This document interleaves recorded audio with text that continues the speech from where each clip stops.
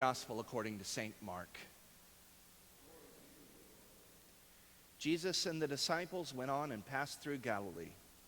He did not want anyone to know it, for he was teaching his disciples, saying to them, "The Son of Man is to be betrayed into human hands, and they will kill him.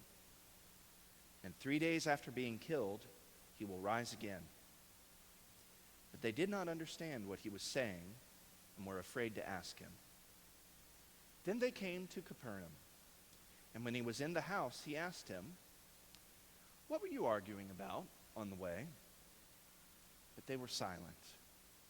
For on the way, they had argued with one another, who was the greatest. He sat down, called the 12, and said to them, "Whoever wants to be first must be last and servant of all." Then he took a little child and put it among them. And taking it in his arms, he said to them, "Whoever welcomes one such child in my name welcomes me. And whoever welcomes me welcomes not me, but the one who sent me." The Gospel of the Lord. Have a seat.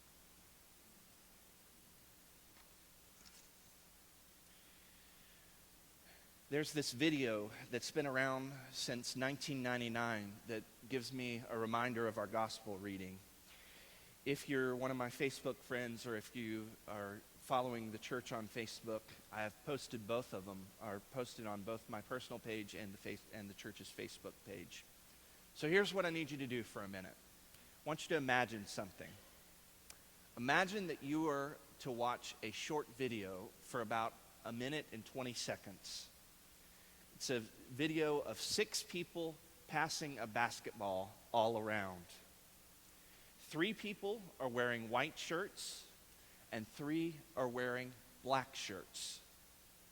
While you watch the video, you must keep count of the number of times that the people wearing white shirts are passing the basketball back and forth to each other as they move around in the room. Most people have no problem keeping count of the number of times that the basketball is passed around. But as you may have thought, there's a catch. While the 6 people are busy passing the basketball and moving around in the room, a gorilla comes walking through the middle of the room, stops for a second, thumps his chest, and then walks right off camera. About 50% of the people get so caught up on counting the number of times that the basketball gets passed around that they miss the gorilla. They don't see it at all. I love this video, and I don't know if you've seen it before or not, but if you haven't, look it up on YouTube. It's a great video because it reminds me of just how much we all tend to miss. While we human beings can see so much, apparently our sight is so limited that we miss a lot more than we care to admit. In today's culture, we spend a lot of time, energy, and money focusing on children. We love them. But in the first century, children were most definitely not seen, and they were most definitely not heard from. They were invisible, not of any value in Jesus' day. They literally had no status. Now, that's not to say that a kid wasn't loved by their particular family. It's just to say that the first century world was not at all aimed at them. Because of that, my hunch is that it would have been easy for everyone that was hearing Jesus speak to miss a child. But there's Jesus taking a little child and putting that kid front and center and saying, "You see this little one right here? If you receive this little one, then you've received me. And not only just me, but the one who sent me." Apparently, the disciples had this thing about who was going to be first. Who is going to be the greatest?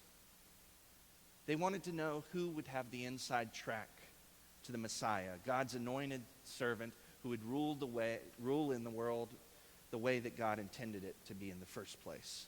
So who was going to be who was going to be the greatest? Who was it that was going to be the most visible, the one with the most status? Status has always been something that's been important for us human beings. We have these little and big ways that we measure just how important we are. A lot of the time, it has to do with having the right stuff or knowing the right people. A quick glance through Facebook or other social media will demonstrate just how status conscious we are. In our gospel reading this morning, Jesus enters into the disciples' visions of grandeur and instead points to an almost invisible child. Which is to say that the first hearers of Mark's gospel wouldn't have heard today's gospel reading as a call to become more childlike.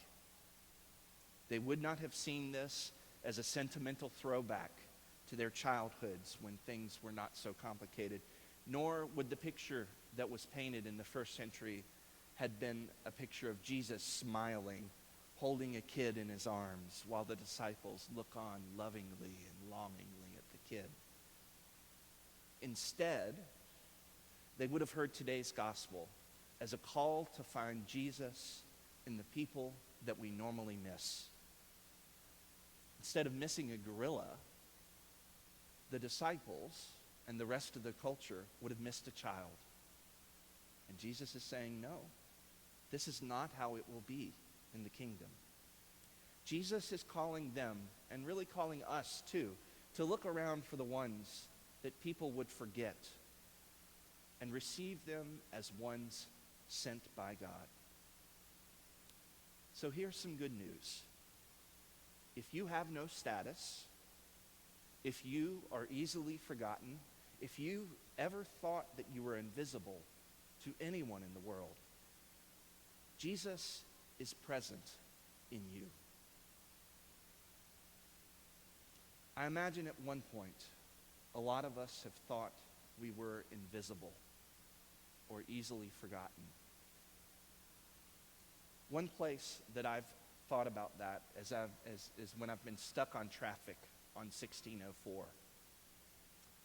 I see these workers widening 1604, and we know that they're working, pushing dirt around with some really cool equipment, and they're building overpasses that hopefully one day we will be able to use. But they're really not people that we think all that much about or see, except if we happen to be caught in bumper-to-bumper traffic and we have a glimpse over to the side and we see a worker walking along or sitting in his bulldozer. Or what about the migrant farm worker that picks our food? When I go into H-E-B and grab some strawberries, I don't think about who picked them. Or people in nursing homes. Or the millions of people in our country that are in prison. The janitor that cleans our places where we work or where we go to school. Lower level employees will often talk about how they feel forgotten by upper management. They all feel invisible. But Jesus lets them know that he is all in them. Last week in our Sunday school hour, our children made some cards for children in detention in Karnes City. Many of these kids are there from Central America, and they're there with their families. They were all the talk last year in the media as our country was struggling with the immigration issue and what to do with these folks from Central America. But now, suddenly, we've moved on to waiting to hear what Donald Trump is going to be saying this week. But those kids are still there. Many of them waiting on asylum claims because they have come from a literal hell. So what our children did was they made some cards to let them know that they aren't forgotten and that God still loves them. I want to suggest that the main reason our kids made those cards was not to make our children feel like they've done something good. If we take the gospel seriously, then we are saying that the forgotten children in detention at Carn City are people who can give us an encounter with Jesus.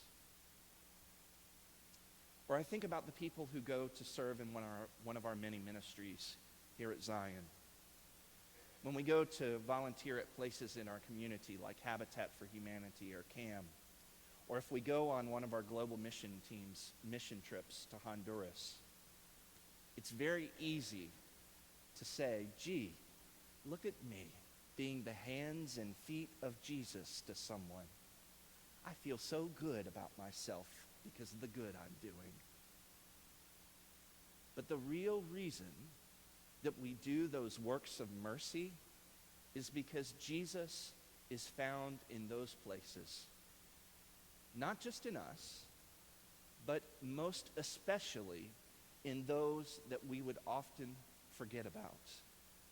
We go because Jesus is visible there. That's how the gospel works. The first will be last, the lowly will be lifted up, and the forgotten and invisible are made visible.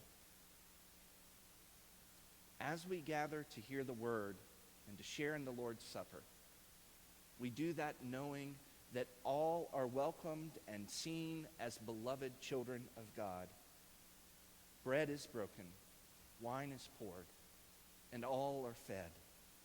Words are spoken, and all are encountered and empowered by Jesus. People splash in the water to hear that they are called and claimed as God's own child, and that they will always be visible and loved by him. And because of that, we have this call to share and to see God's presence in all of creation, especially in the ones that we would most miss. So may God give us eyes to see those that are so easily forgotten.